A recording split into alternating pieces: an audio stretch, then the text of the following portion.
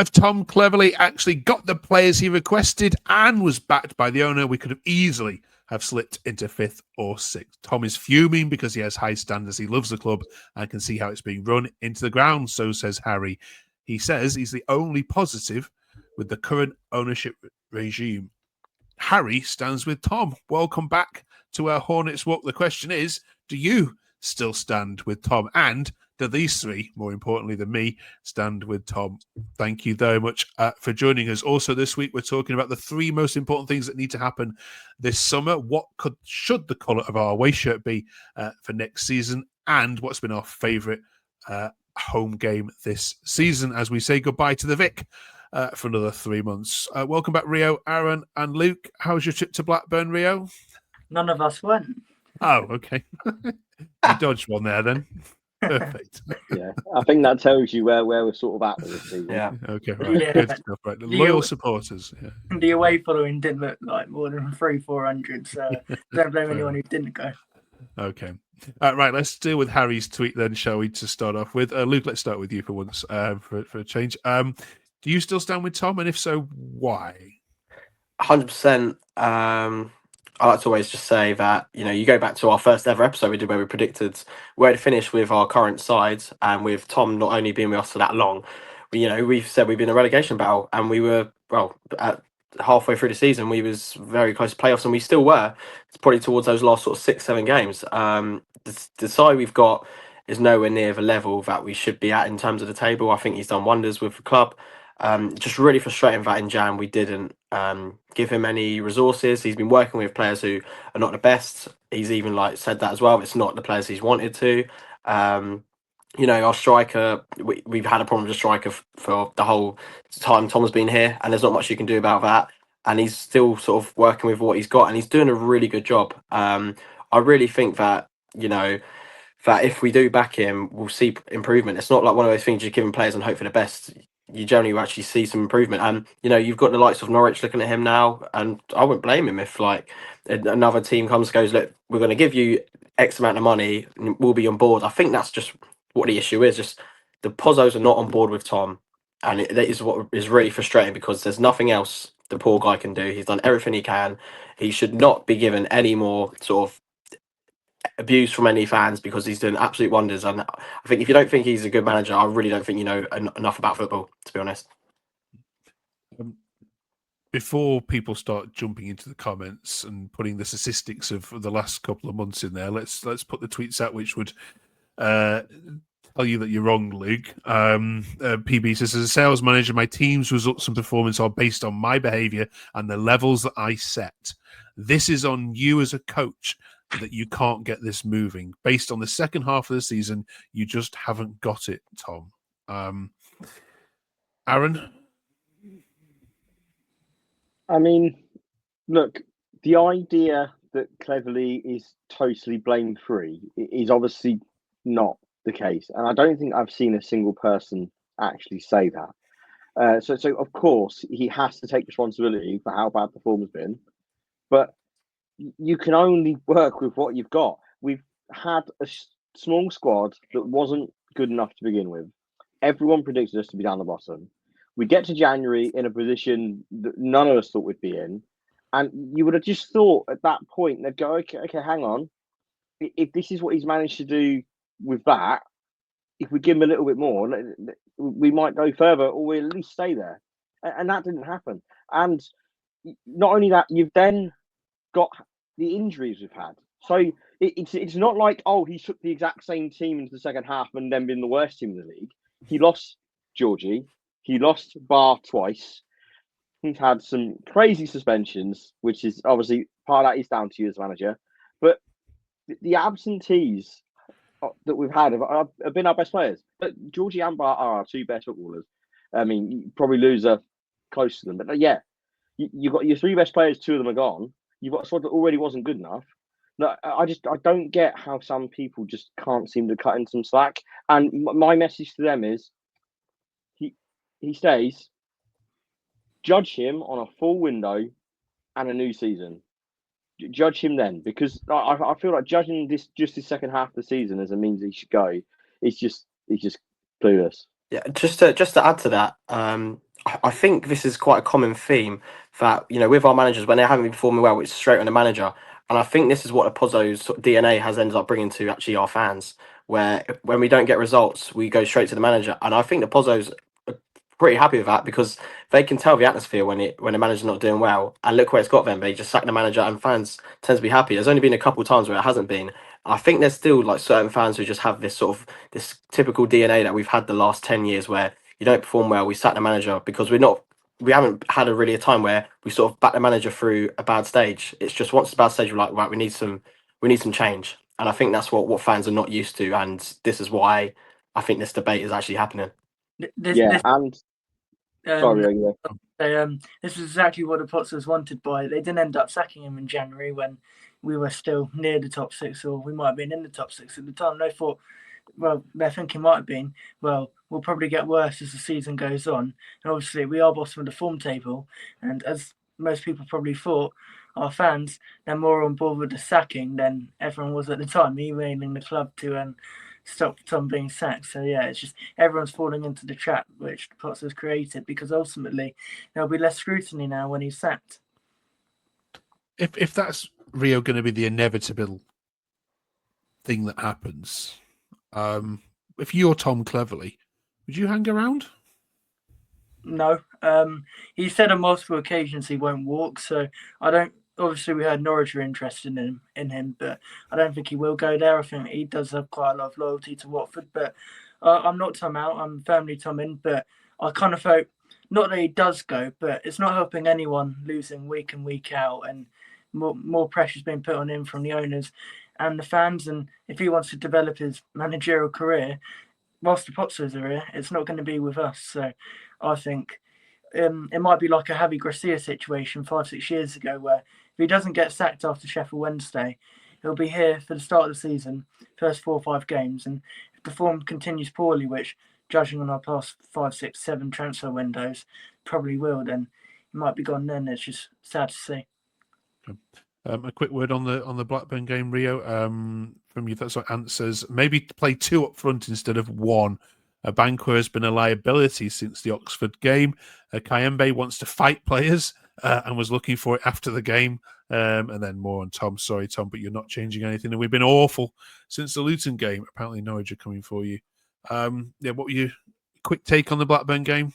Yeah, I heard it was another pretty poor performance. We didn't really do much first half, neither did Blackburn. And then in the second half, we got our goal. And again, sometimes when we do go 1 up or we concede too early, we leave it. We don't go forward after scoring. We just sit back on our lead.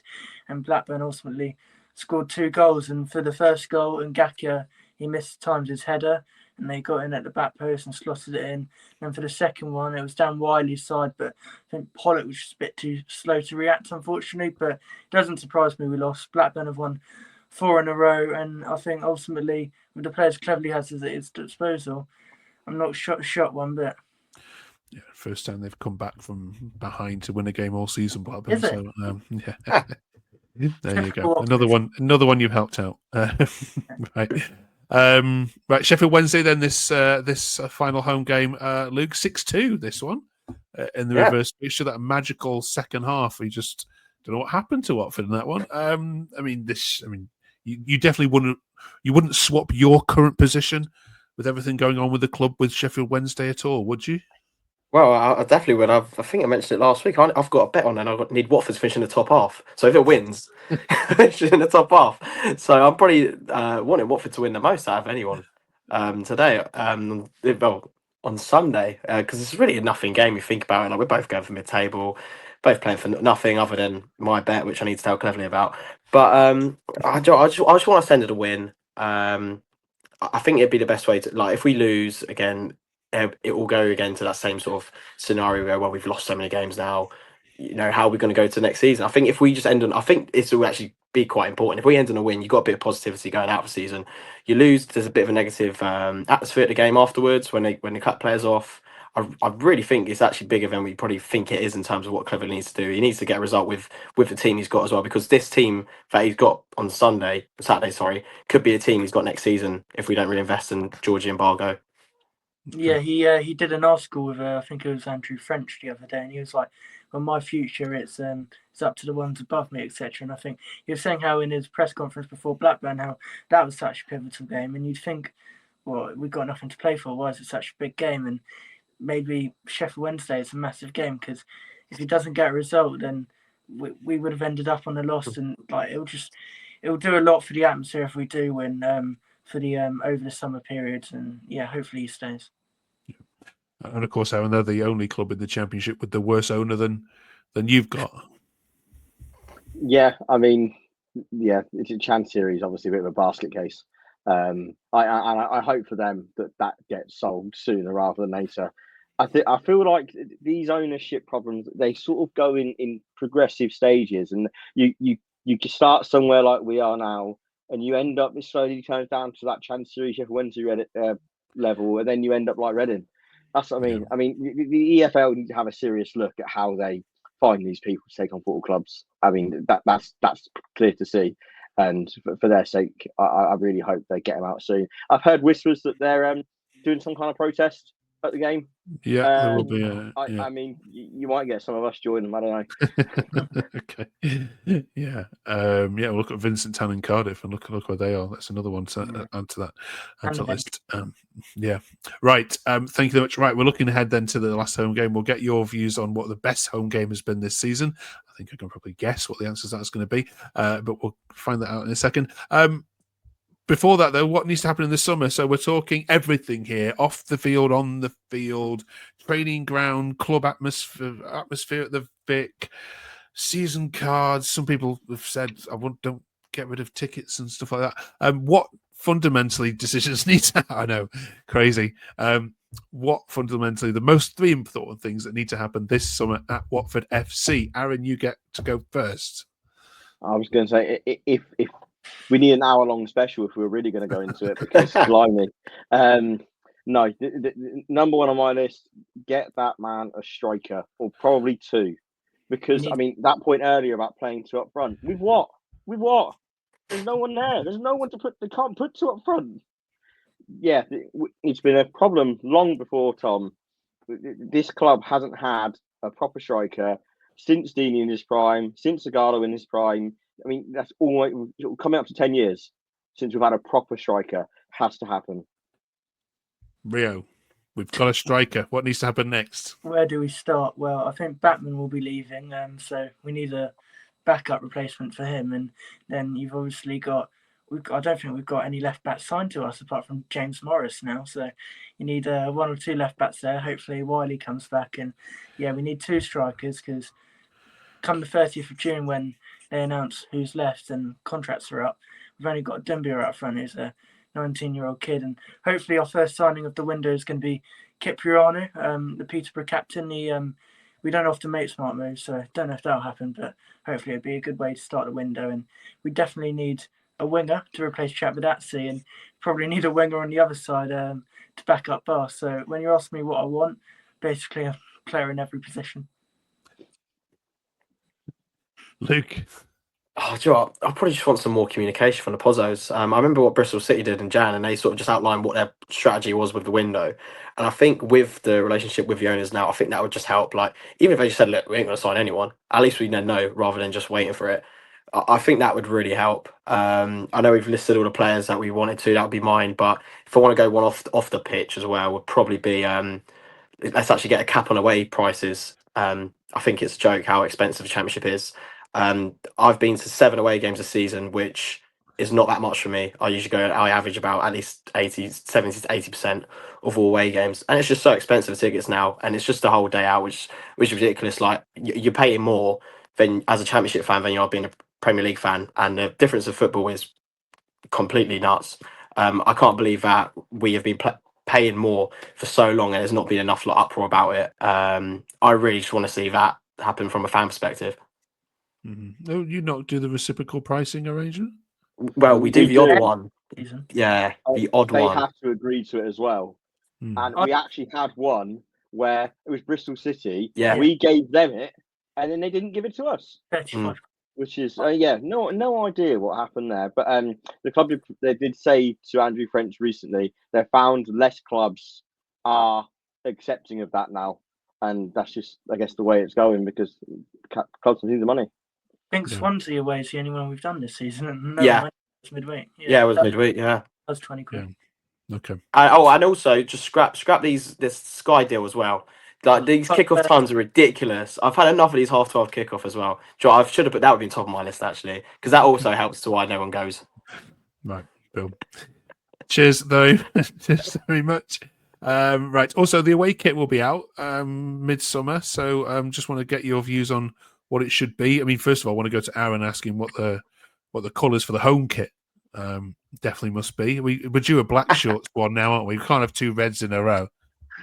Look, the red shorts were on a magical run at the start of the season. I love them. I think they should stay. But actually, if you were to ask me, I think we should have both. We did a campaign the season we came up where the campaign was red or black, like a roulette, and we used to switch. We used to just wear whichever ones we felt like. So I would do that again. I think the novelty's cool. It's a bit different. As for away kit, I am a sucker for a retro remake, and I've got a retro one with me that I would love to see redone in a modern form.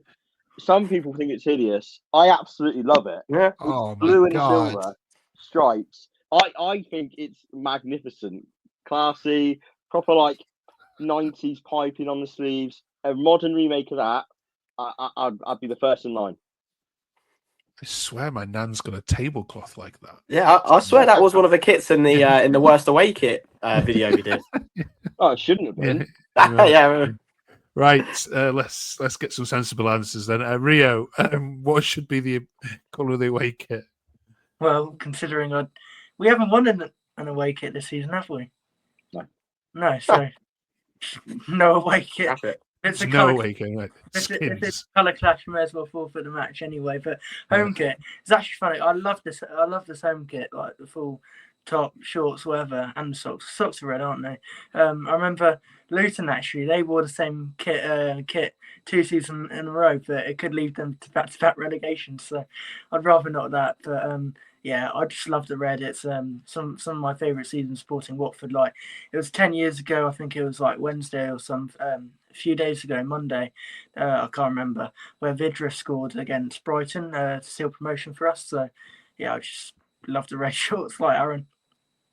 Luke, away kit? I'm going for a white kit. More with like a sort of that retro look again, but we haven't had a white kit for a while, and I think the one we had was one of the ones I said was one of the worst ones in a while. It was just a plain white one in the lockdown season.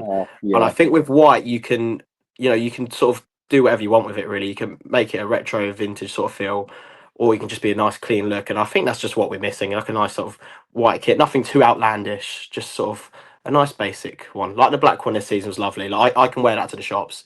Being a Watford fan, I can't really wear yellow out, otherwise I'll stand out from the crowd, but All right, fair dues.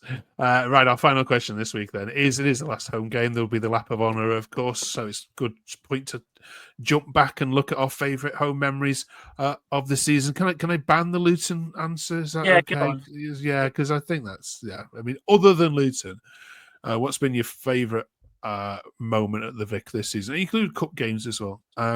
Let's go Rio first. Look, you've got an answer ready. Well, you said include cup games. It's not going to be the 5-0 VMK Dons then.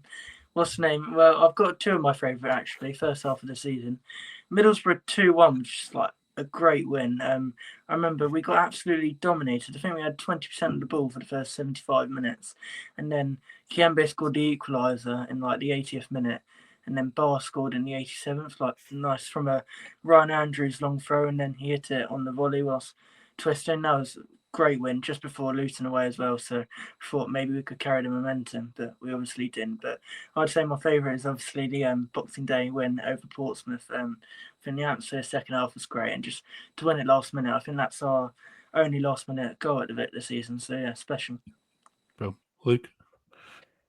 I'm going for the Portsmouth one as well, and I was just trying to think of ones that are that memorable, and there's probably not that many which have been memorable. Most of the games haven't been that exciting.